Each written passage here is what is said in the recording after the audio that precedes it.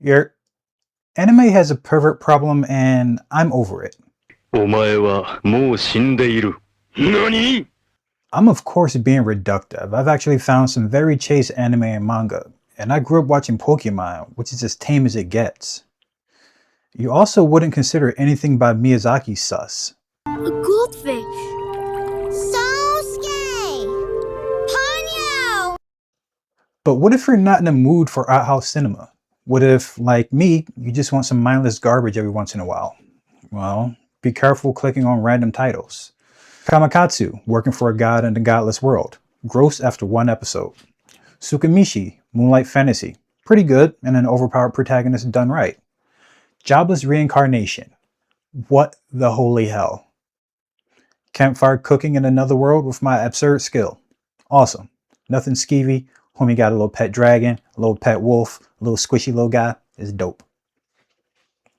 And these were just random titles I clicked on, and a few times I lucked out and came across something fairly tame and mostly enjoyable.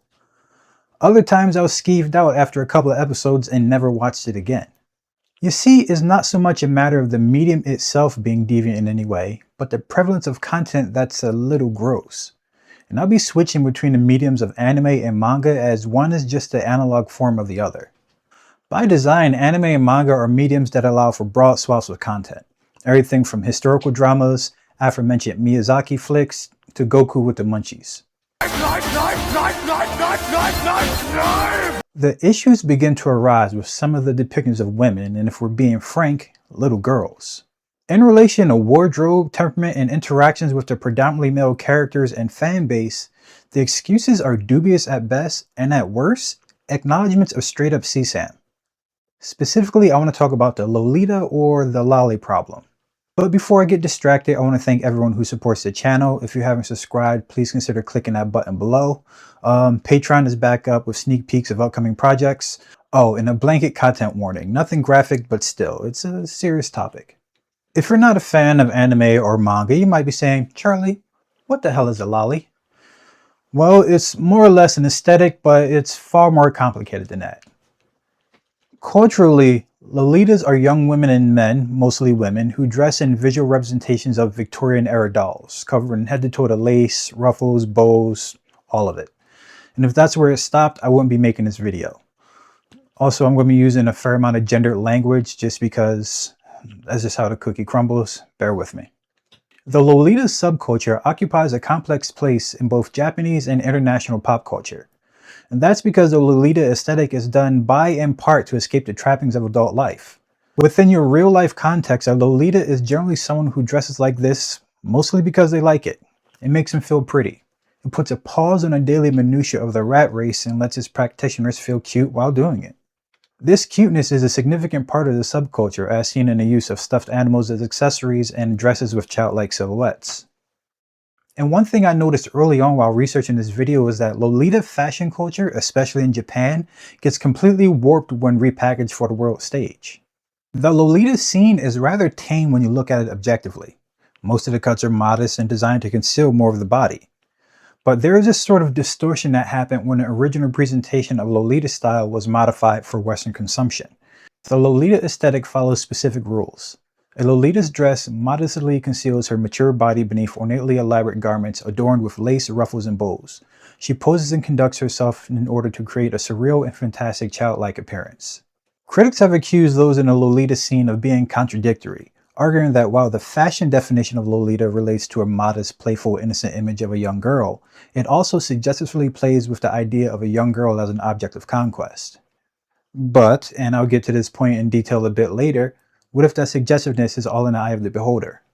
Now, the Lolita isn't only seen in the streets or in fashion shoots. They're also in a lot of manga, anime, and films, and with those mediums came an increase in related sexual fixations and content. Now, manga is ingrained into Japanese culture, and I'm not going to a full history of contemporary manga in Japanese society. Feels a little soul food from Connecticut to me. You know what I mean? Like, I have the research papers, sources in the description by the way, but I'm not Japanese and I've never visited Japan. All I can do is what all good anthropologists do, is report what I've researched and observed. Just know that when it comes to anime and manga, there's an insane amount of content to choose from, and the target demographic is anyone who can read or watch it. And I mean that. Naturally, a lot of manga and anime are geared towards children with their earliest roots in the 1950s. But by the 1960s, manga began to tackle more adult-oriented themes, at times being linked to political radicalism and countercultural experimentation. By the early 1980s, it expanded into the countrywide phenomenon we know it as now. Virtually every aspect of Japanese society is depicted in an art form, and in terms of volume, it's estimated to account for up to 40% of the entire publishing market. But the use of explicit depictions of childlike characters in manga has rarely mundane roots and is tied to the development of shoujo, or the young girl, as a dominant theme in consumer culture. Think of shoujo as more of a marketing strategy and genre, rather than just a genre itself. When Tokyo became a big deal on a world stage, tons of money was dumped into advertising, packaging, design, branding, all of that. In this branding, the mascot of choice was the idealized young girl. この頃のシャンプーは進化しています。リンスもコンディショナーも入ったシェイクするシャンプー。 A variety of different products began to display ambiguously aged girls who were obsessed with whichever product was being sold. The shoujo became a fictional ideal, embodying cuteness and purity within romantic love.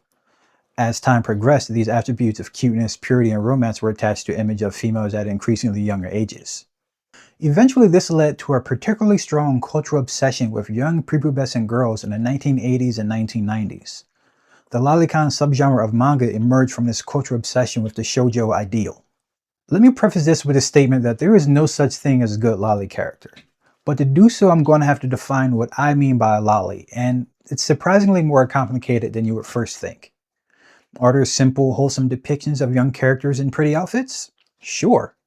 But that's not who I mean when I say there are no such thing as a good loli character. Not really. When I say there is no good loli character, I'm specifically using a definition that includes and limits the discussion to the Lolita complex as part of the obsession with said characters. Basically, if it's a child-coded character that's adultified in any way, either through dress or scripting, it's a loli. Otherwise, we'd be here all day. Now, the term loli is an abbreviation of Lolita. It's derived from the title of a book written by Vladimir Nabokov in 1955. It's a story of a relationship between an adolescent girl and her middle-aged stepfather, but I'll get into the particulars of that story later. Just know that this story has been popular damn near since its inception and completely misinterpreted in its film adaptations nearly the entire time. This of course leads us into the Lolita complex, henceforth being referred to with the abbreviation Lolicon. The Lolita complex, or Lolicon, generally refers to older men who are attracted to young girls. Just know that anytime you hear loli, just think of coquettish aesthetics with an emphasis on younger appearance, similar to what I have on screen now. Oh, I'm sorry. Did you think I was just here to pick on Japan? Oh, no. The loli problem is broader than any international borders. Now, don't get me wrong, I have questions for the anime and manga industry, and I will be getting into it. But I come from a country that greenlit toddlers with tiaras and cranked out teenage nymphet films. So I'm not going to approach this subject completely cowed within Western sensibilities and put on blinders to the janky shit that's happening in my own backyard. But hold on for a moment. Mama's cooking. Now, as I mentioned, there's a difference between a childlike character and a loli child character. And I have two very easy examples. The characters of Milim Nova from the anime The Time I Became a Slime, and the character of Bisky from Hunter x Hunter. For the sake of argument, the premise of these shows aren't that important. Now, one of these things is not like the other. Oddly enough, both of these characters are adults, ages 57 and 1,000 years old, respectively. Both are overpowered and have their appearance of youth tied into their backstories. So which one is the loli? If we were to look at what Lolita culture represents in the previous literature I referenced, you would naturally go, oh, it's someone in a pretty dress. And while yes, for the sake of this argument, no. And I'll tell you why. Only one of them is overtly fetishized by grown men. That's the one difference I want to acknowledge, but it's a difference that some defenders won't.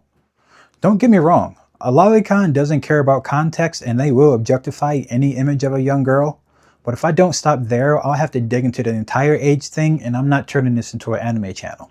One and done. Now, while the character of Bisky has all the trappings of the Lolita in the cultural aesthetic form, the one that makes her look like a walking doll, there isn't this awkward focus on her body. No crude jokes or animations towards it. Not directly. One of the main issues with a Lolicon is that they'll take even the tamest images from the blandest shows and make it creepy, but I'll get to that in a second. Now, Milim, however, is supposed to be this supercharged ancient being, someone of great consequence to the story with all the power-ups and spells you can imagine. Probably. I know she's strong, but I honestly stopped watching the anime after her character was introduced. Now, 1,000 years old or not, that looks like a little girl. Has the voice of a little girl, and not only that, but she has a tantrum in one scene and is placated with ice cream like a little girl. All of that would be fine if not for the wardrobe and defense of said wardrobe from the fans of the story. When I went on Reddit to see, if I'm not the only person with beef with this show, it's a sea of otaku and deviants that come out of the woodworks to tear down anyone who breathes near their precious favorites. Immediately dropped the anime when I saw Milim. The story was pretty entertaining and I enjoyed a lot of the fight scenes. Was completely turned off watching anything else after the whole, but she's a 1,000-year-old demon, she just looks young. You must not watch many anime. Don't let the door hit you on the way out. Milim is one of the best characters in this story. Sexualization of characters is not bad, but I find it very distasteful on a child presenting character to the point that it trumps any good qualities of the character. Although it's less a fault of the character itself, but more of the perverted decision of whoever decision it was to make the character that way. Your loss, LMAO. Milim is a fun character whose look is supposed to be in contrast with a child's personality. While I disagree that a decision is kind of weird at first, you will eventually stop wearing it over time because Rimuru would not allow her strutting around in just a bikini. I feel as if such character design can be a glimpse into the perverted mind of whoever created the character, which makes enjoying the work feel unsettling. That contrast is the exact issue. The type of character paired with a childish personality is wrong and it seems to be catering to a certain group. Well, your assumption is wrong. Milim is the only character with this sort of design out of all the numerous female characters. Her initial design is just a result of her trauma and is supposed to be a gag since she's basically the strongest character alive at this point. She's not sexualized though, she's just a dragon who lost her memories. She becomes pretty badass too. How is she not sexualized? She's half naked for most of the scenes. She is only sexualized if you see it that way. Milim is the embodiment of a carefree life. She does whatever she wants because she's the strongest beings in the world. Why would she care about what she looks like? Remember that vocab word for later. Otaku. Take the nerdiest Western stereotype you can think of, make them obsessed with manga or anime, and you have yourself an otaku. But not all otaku are lolicons, just to be clear. And again, I'm being reductive, but it's better to be simplistic in an answer that quite honestly synthesizes the issue in a clear way than be on the other side, which is full of apologizers and perverts. Not solely, but let me tell you. Sometimes it's like dealing with Diddy stans and Trump supporters combined with the level of vitriol and cope that comes out of these fans. The challenging part is navigating any productive dialogue on the subject because the indifferent and disingenuous voices start to drown out the crowd. That's part of the reason at least. Another big excuse is a claim that Westerners just don't get it. And a lolly defender might use kawaii culture as an excuse, which is wild. The word kawaii or kawaii, I'm probably going to botch it, translates to cute or adorable. So think of Hello Kitty, rainbows, and puppies. The implication being that most of what we see is fine and it's the uninformed Western eye that's weird. Kawaii or kawaii, I like saying kawaii, it's funny to me. Kawaii refers to a specific effect of cuteness that is vulnerable, pathetic, and even clumsy. As such, those who embody kawaii characteristics prompt a particularly effective response and emotional urgency. Kawaii describes an attribute of the entity while also evoking a particularly interactive stance towards that entity. In other words, because the kawaii entity is considered adorable and or vulnerable, it must be cared for or treated gently. So you see, it's not creepy, it's kawaii. It's just cutesy and fun. Except it's not. It's really not. And I'm not saying all kawaii things are creepy, just that excuse is, for what are clear inappropriate depictions of what ostensibly is a child, even when that character is supposed to be an adult. But what is it about the fascination with kawaii or younger characters that is so troubling?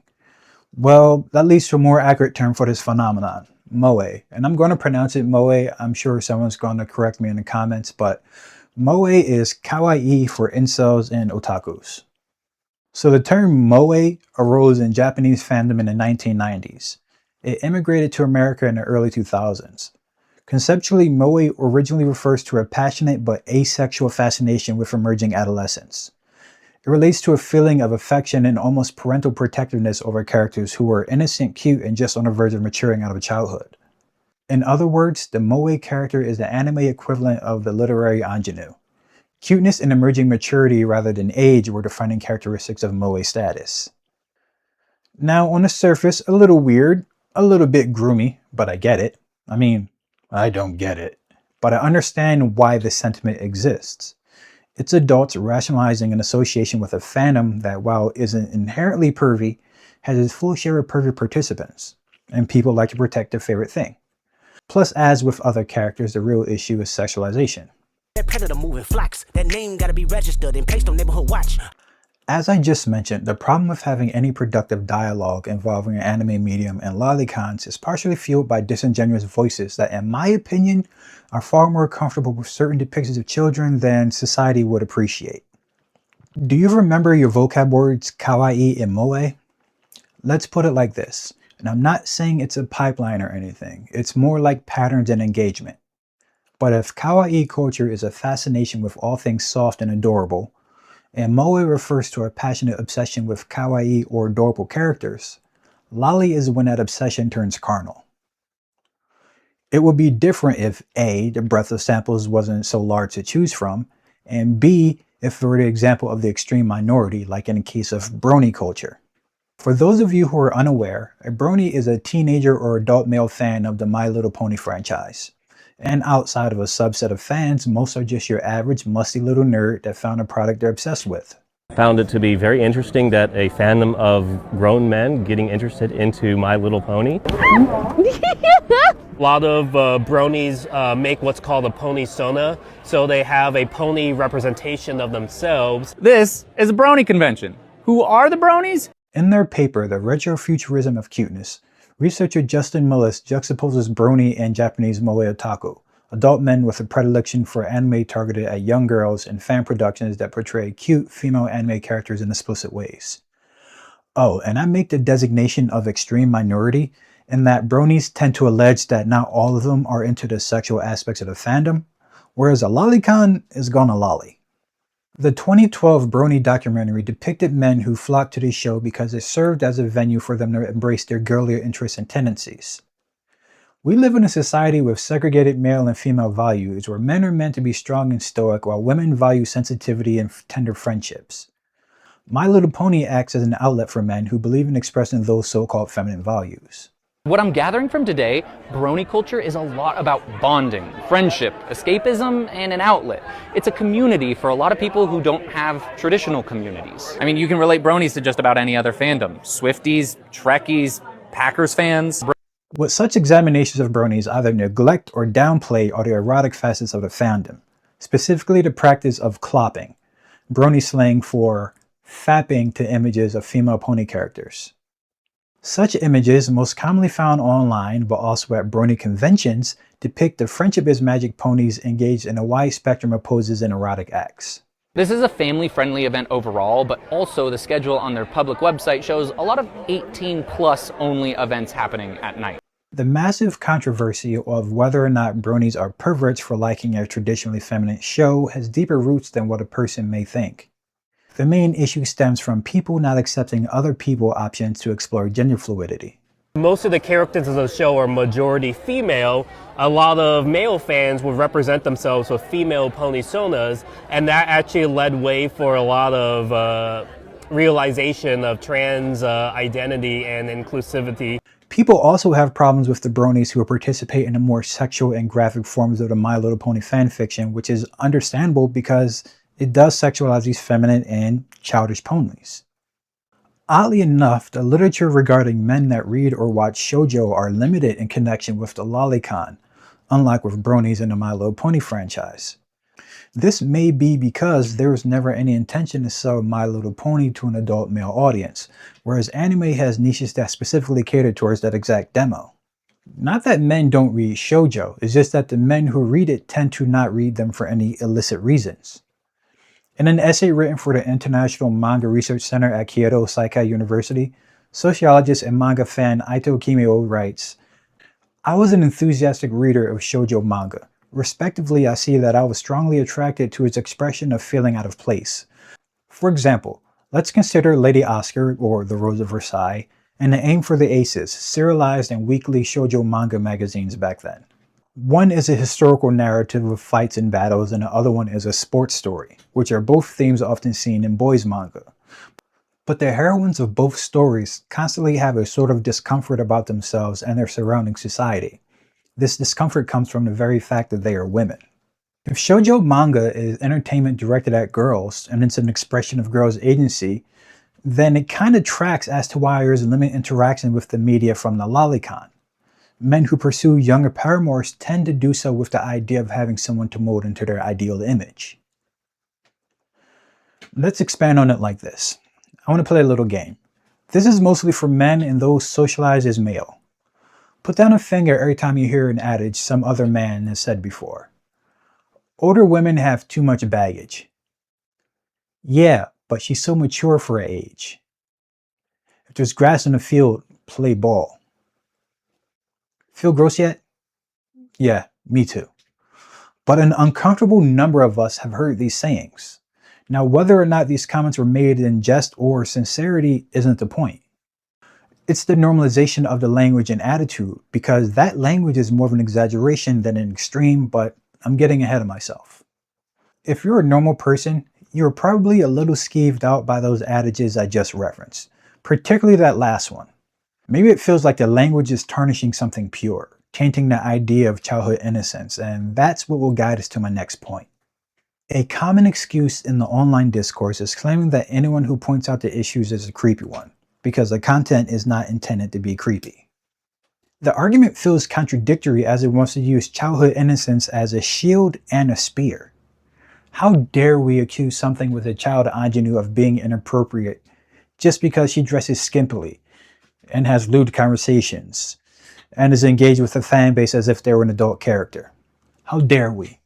It's again a very disingenuous response from a type of person that honestly doesn't try that hard to hide their predilections. When I started writing this, I wanted to see how many similar viewpoints there were out there, and thankfully there are people like me who think it's weird. But I also came across a pattern of, well look, this is YouTuber JSenpaiX4. This person represents most of the same inane arguments that fill online threads all over. Now before I go into this, please no one go harassing this person or saying mean shit to him. While I do find his logic and stance repugnant, it's no excuse for launching into some public dunking campaign. Not my style. That being said, what the fuck? J-Senpai is a lolicon. He loves loli, he loves waifus, and those waifus are minors. I wish I didn't start down this rabbit hole, but J-Senpai and his channel can serve as sort of a microcosm of the broader loli discourse. And I'm not just picking on this dude, he has a loli appreciation video. Oh, don't worry, we'll get there. Now, I briefly referenced his channel in a live I did about 7 months ago, so I knew I could spin a block and give this the adequate amount of attention it deserves. So I went back to try and find the original video I referenced, thinking I'd surely have to go back and, dig for it. Like it isn't as if he made several more, 6. He's made 6 loli appreciation or defense videos since December, and I'm being generous and only counting 6. And I'll only be focusing on a couple of them because, ew. Now, at one point he chooses that if loli were to go, meaning if it were to become criminalized in some way, then furries would be next, and then violence in general would be banned in content. And well, do you remember anti-gay marriage protesters arguing that once same-sex marriage was passed, then people would want to marry their dogs next? It's the same logic. One does not equate with the other, and making a sloppy forced comparison only expresses how well or poorly he understands his own stance. Right? And as we said before many times, if loli were to go, guess what? They're probably going to attack furry shit next.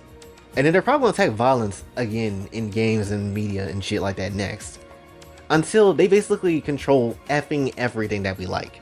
He flip-flops in between arguing that the fascination with young girls is rather tame and it's actually a limited number of weirdos and outsiders making it out to be a bigger issue than it is.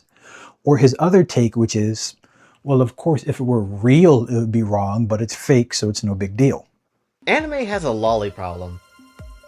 And it's usually the fact that people can't really accept that lollies are in anime, being used and done in whatever way they possibly want to be done in, and people just can't accept that for whatever reason. It's nothing new. It's titles of videos that have been labeled that. There's been people that have said that for many sort of years, called it disturbing and things like that when it comes down to it. And you know what? In a real life context, absolutely, it is disturbing. It would be very much effed up. It would be very much, morally wrong and terrible when it comes down to it. And nothing in the world should tell somebody to support such an idea. But because it's fictional, because it's fake, because it doesn't exist, the hell is your problem? The hell is the big deal when it comes down to it? It's an interesting realm that these folks inhabit. While technically doing nothing wrong, at least in legal terms, he knows that there are dubious ethical and moral implications in these art forms. He literally says as much in acknowledging that A, these characters are indeed underage, and that B, it's inappropriate. There is an insane level of cognitive dissonance, enough for YouTubers and streamers big and small to come up with just the weirdest arguments. The one thing I can say about these dudes is they sure do know how to snitch on themselves and each other. Just made some of the research easier, like I don't have to comb through borderline sus anime until it's proven sus, and I don't have to dig that deep to find other lolly defenders like Asmongold, who I only knew from looking like he smells bad, and VTuber Rev Says Desu. And this is a Cliff Notes version because I'll be getting to both of them a bit more in my common excuses section. For those who don't know who Asmongold is, be thankful, but he's a social media entity mostly known for his right-wing nerd takes. This game has a black character, DEI woke trash, blah blah blah blah. Well, I came across his take after I heard J Senpai mention him in a few videos on his channel. Basically, service providers, including credit card companies, have tightened restrictions on the type of content you can pay for using their services. Now, some of these Pied Pipers and free speech absolutists, Asmongold among them, argue that by doing this, the service providers have somehow interjected themselves into what is now a censorship issue. On my way to his video, I got blindsided by reaction videos which guided me over to Rev's channel, and yep, a dude in his 30s with a little vampire girl avatar, probably not a lolly. Totally a lolly. As you may have noticed, lollies hate being lumped in with real life PDFs, and they will defend each other, even going as far as to defend other VTubers and streamers that got blasted on Twitter for posting a lolly tier list. And he wasn't rating the best fighter, let's say that.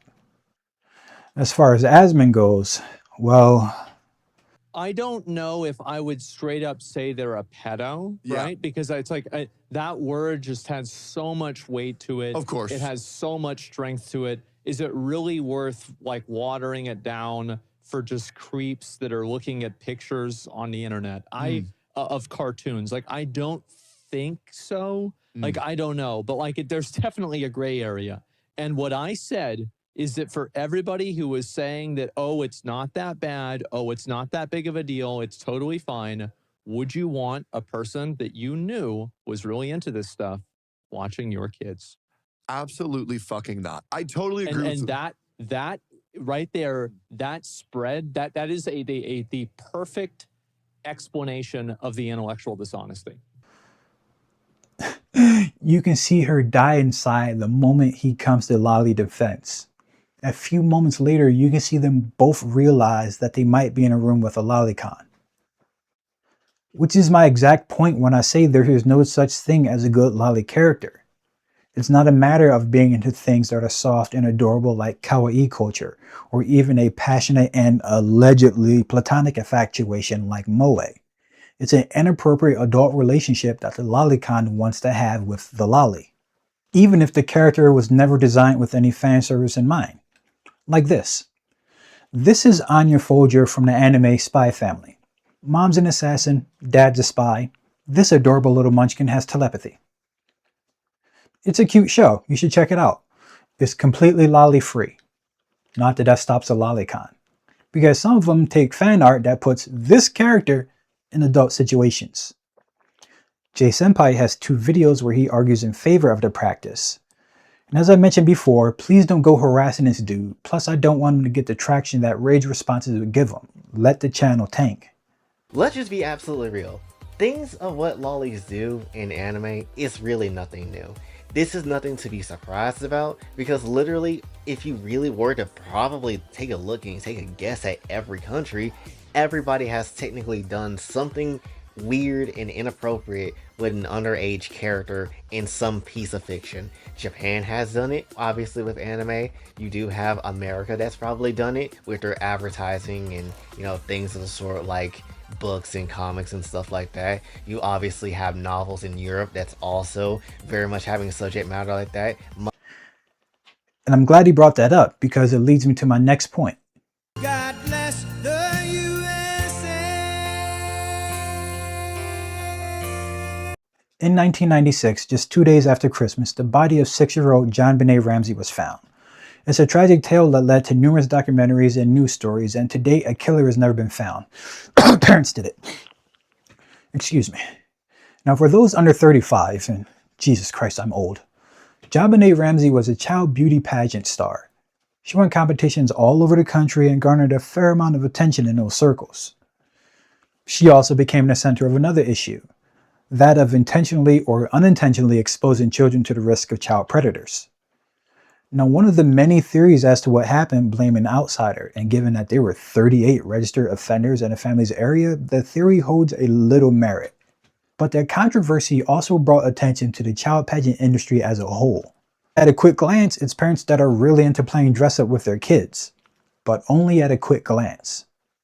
In his essay, Nymphet Fantasies, Child Beauty Pageants and the Politics of Innocence, Henry Giroux writes, "The JonBenet Ramsey case revealed not only how regressive notions of femininity and beauty are redeployed in this conservative era to fashion the fragile identities of young girls, but also how easily adults project their own fantasies on the children, even if it means selling them on a beauty block." He continues, "The image of the home as a safe space for children was also problematicized as it became clear that the Ramseys imposed their own strange fantasies on their daughter, and in doing so denied her the identity suitable for a 6-year-old.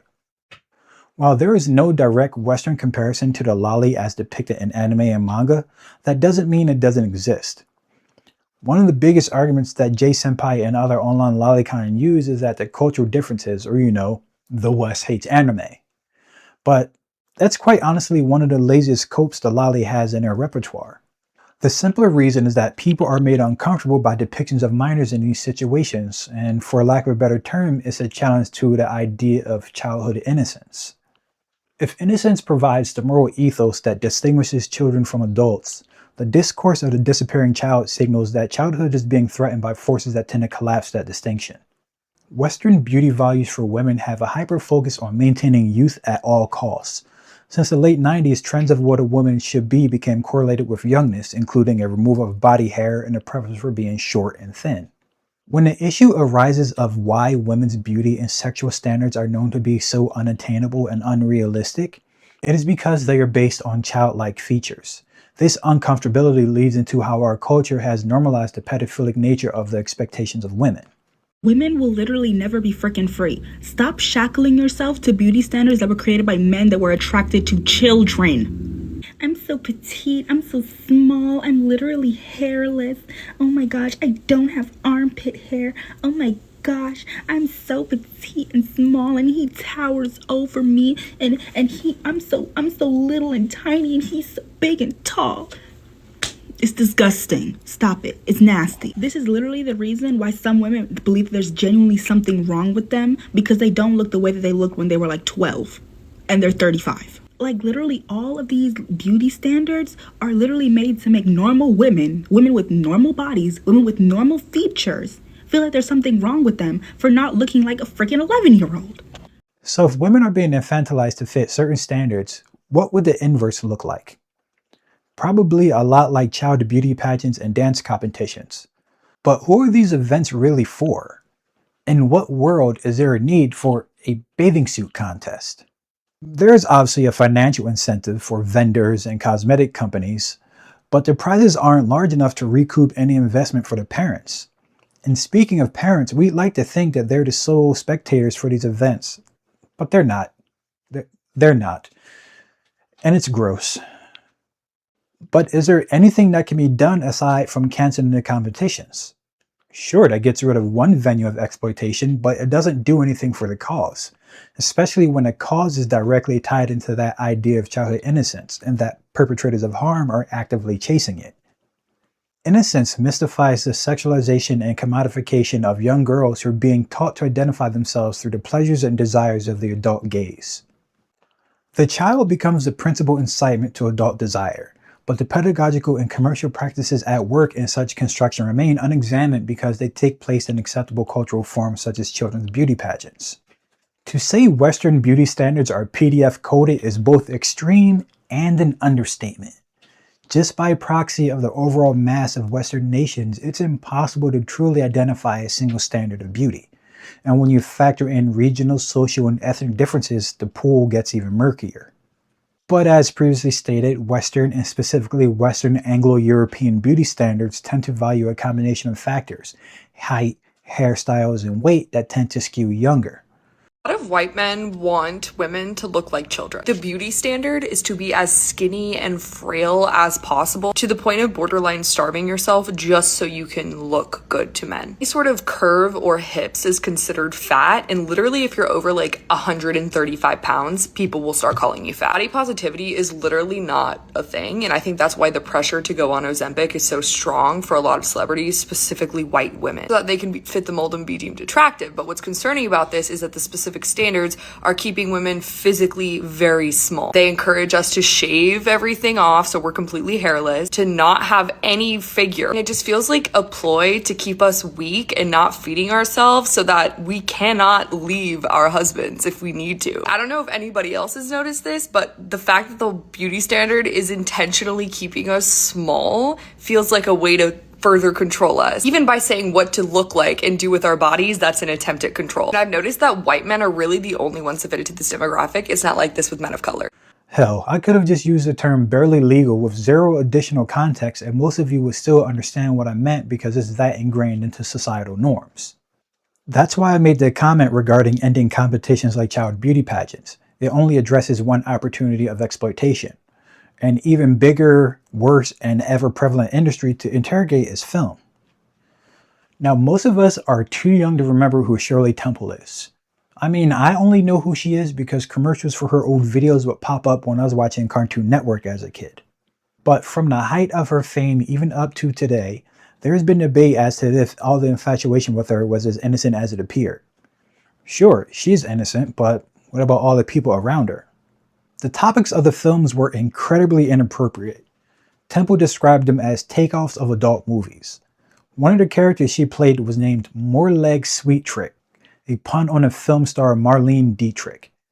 War Babies featured a 3-year-old Shirley dressed in a blouse and a diaper held together with a large safety pin, dancing for children playing soldier who would fight over her and give her lollipops.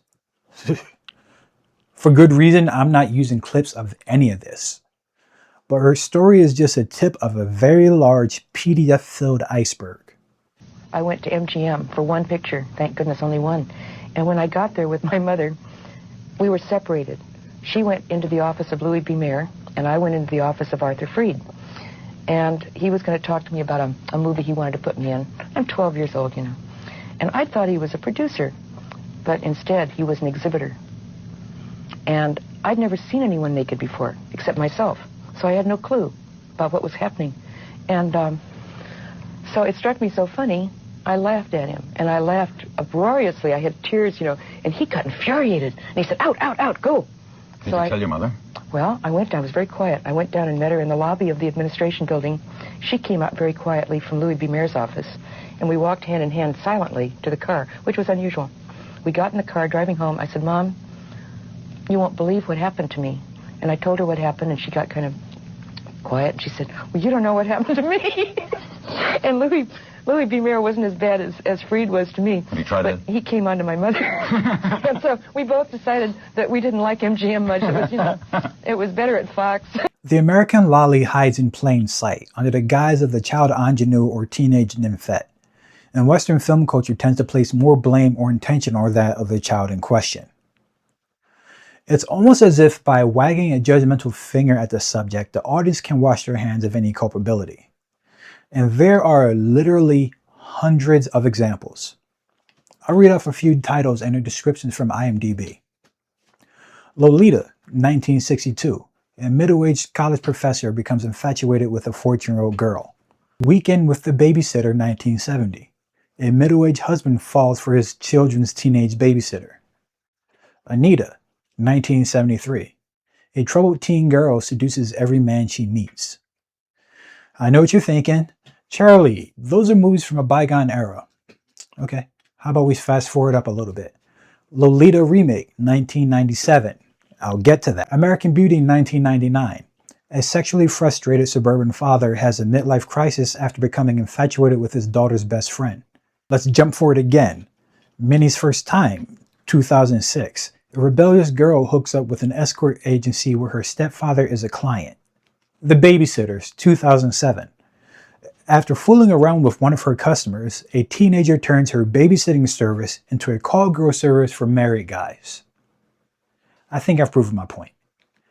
There is no such thing as a good Loli character.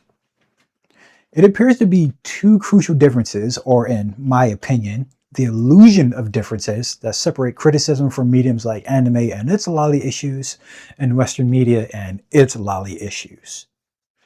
The first difference is the audience and material is catered to. The list of films I named are for adult, if not young adult audiences, and for the most part depict these relationships in a negative light. Mostly. Second to that point, the medium itself. In the West, animation is going to be associated with cartoons and children for ages of infancy up until high school. Also in the West, there's a myth that women don't read comic books, but in Japan, shoujo manga properties marketed towards women make up 20% of the market. However, an overwhelming amount of the anime and manga is still catered to adolescent and adult men in between the ages of 10 and 40.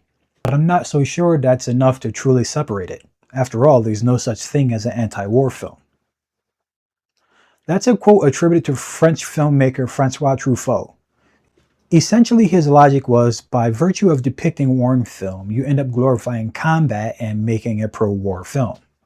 So what happens when content both condemns and romanticizes an illicit relationship? That's what most illicit films I went over do.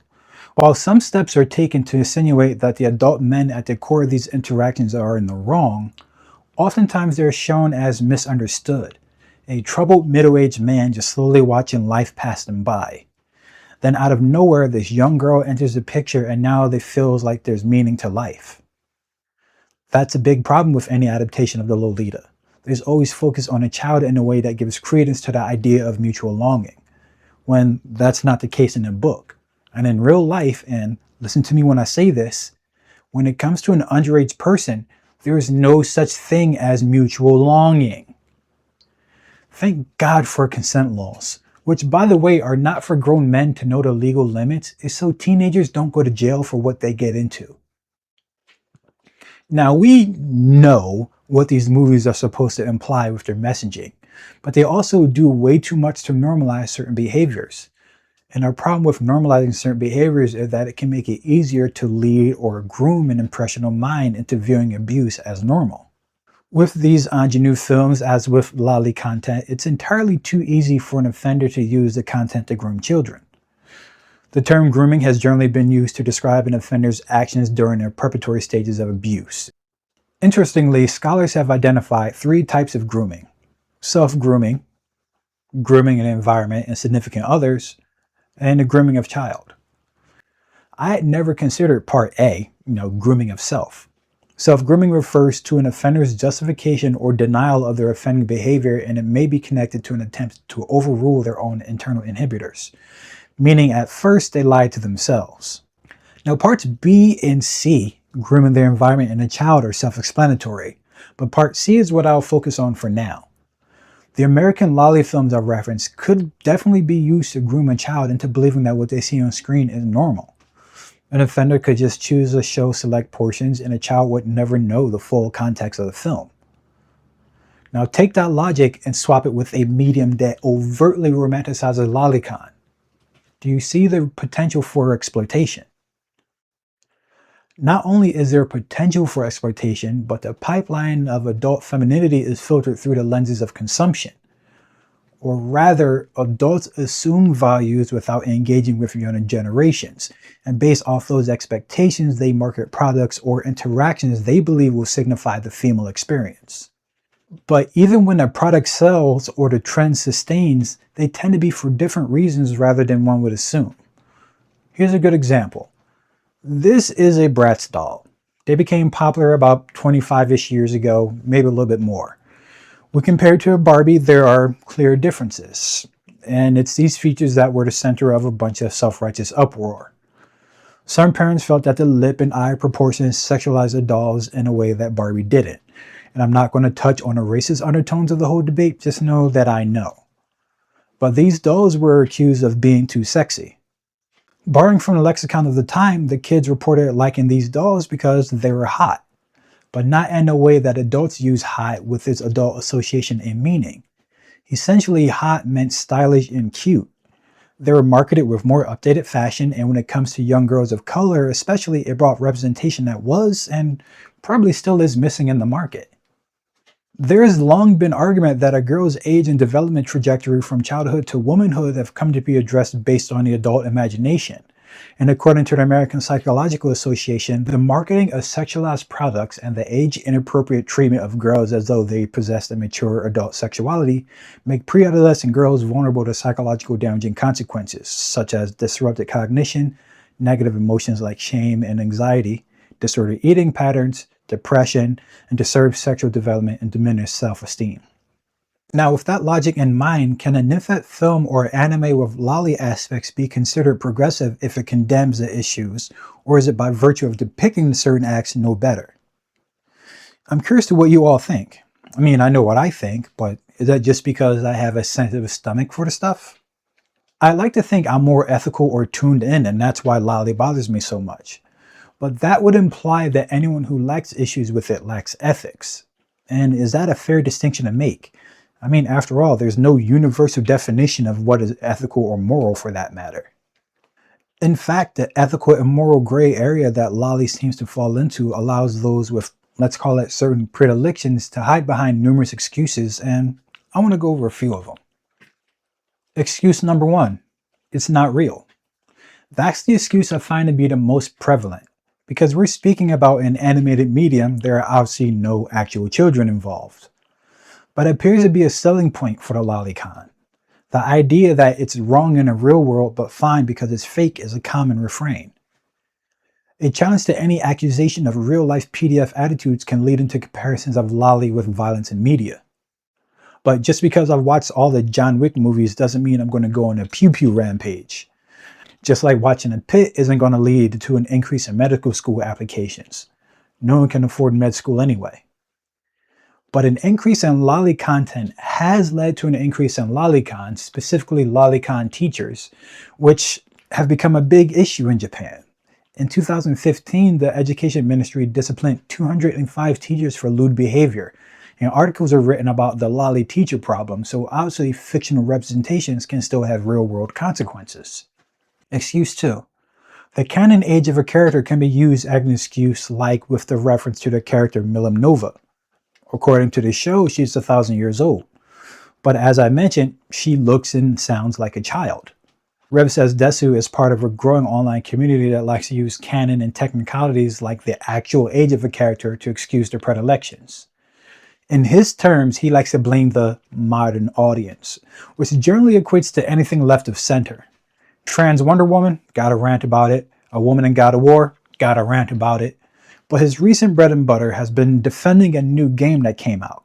The hype surrounding Stellar Blade Blood Rain is huge right now. People are really happy. But of course, when they saw this character and her design, people started freaking out. Because if you have anything that resembles an anime character, people in the West, especially on Twitter, start freaking out, projecting, and slandering. Here's just a screenshot. I'm not going to go through every single one of these. You can pause and read some of these. But this is just a snapshot of all the toxic, projection-fueled slander people are directing towards this game and people interested in it, saying you deserve to be on the Epstein list for wanting to play this game, that you're a predator, that you should be locked up, many other things. The protagonist of said game is a character, Evie. She's some form of artificial human, actually an upgrade from the previous model in the series, Eve, which looked like this. Yeah, the advanced model of this character is somehow younger with enhanced jiggle physics. And if you think she looks like a child, yeah, so do a lot of people. The creators haven't given her an actual age, but we do know that the earlier character, Eve, is supposed to be in her early 20s. And this new character is supposed to be younger than her, so somewhere in the late teens. So she falls into that barely legal category I referenced earlier, and the Loli just loves that cover of bare legality. Hey, what's going on, y'all? Editing Charlie here. I figure I'd be more gracious than either one of these musty peons would ever be, and acknowledge that at least in recent weeks, Asmongold and Rev Says Desu have retracted some of their Lolicon Defender comments. Don't get me wrong, they very much still defend Loli, but they are at least quasi-acknowledging the harm that the practice can have, and acknowledging that if you're into such practices, you might be a little, you know what I mean? Yeah, so at least want to acknowledge that because I'm a fair researcher. That being said, they both can go suck on a bag of bricks. Okay, back to the video. Excuse 3. Cultural differences. Western audiences just don't get it. This is one that I hear second only to the "it's not real" excuse. It's a cultural thing. It's only weird if you make it weird. But culturally, lolicon imagery and the over-sexualization of young women has been a part of an ever-growing debate. And as I previously mentioned, there's been groups trying to get better protection laws in place for decades. So it seems that the only real variable is a legion of primarily cishet men who like to dally in what they know is morally questionable at best. You can't hide behind cultural differences, especially if you don't even bother to Google how Japanese people reflect on the medium and lolicon culture. But don't worry, I did. In June 2014, Japan instituted a national ban on CSAM.